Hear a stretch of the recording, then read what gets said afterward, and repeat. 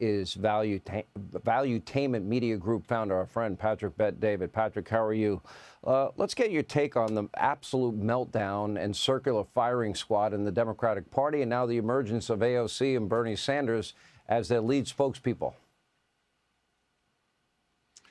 First of all, it's great to be on with you, Sean, and I love what Caroline Levitt was saying. Here's what it's coming down to. They're all competing right now to see what the market's going to do. I actually don't mind the fact that AOC's out there with Bernie doing what they're doing.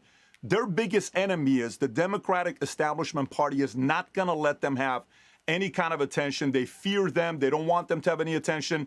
If that was the case, they would have let Bernie win many years ago when he was going up against Hillary. They don't stand a chance. They can do what they're doing, and according to Zero Hedge, they claim to have 34,000 attendees at their event in Denver.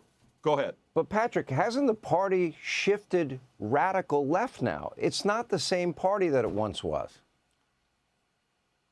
Well, you have to ask yourself the question, is AOC and Bernie the silent majority of the Democratic Party, or are they the loud minority? I believe they're the loud minority. The loud minority makes it seem like they're bigger than they are. This is why when you look at the numbers they had in Denver, Sean. So tell me who are the moderates besides John Fetterman in the party? Who?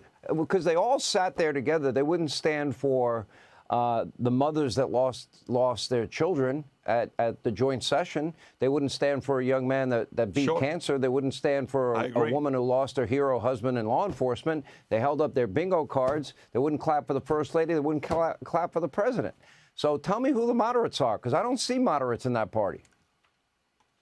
Let me give you an example of what I think is about to happen next. Do you remember when Andrew Cuomo was supposed to be the president because he was more presidential than President Trump, and every day we had to watch him during COVID, and Democrats would say, this is our guy, and then all of a sudden he stood up to Nancy Pelosi and Chuck Schumer, boom, within minutes, boom, he's gone, Chris Cuomo's gone, and the game changed.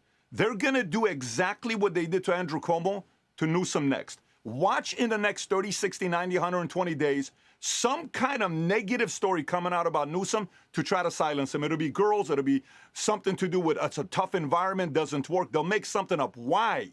Because he's actually getting some of the people that have common sense to say, I actually like the fact that he's talking to Charlie. I like the fact that he's talking to Steve. This is why a lot of the California Democrats are saying half of them we would consider voting for Republican. But there's no way Democrats are going to allow Newsom to create momentum. His number one enemy are the establishment Democrats. They're going to do the same thing to him that they did to Andrew Cuomo.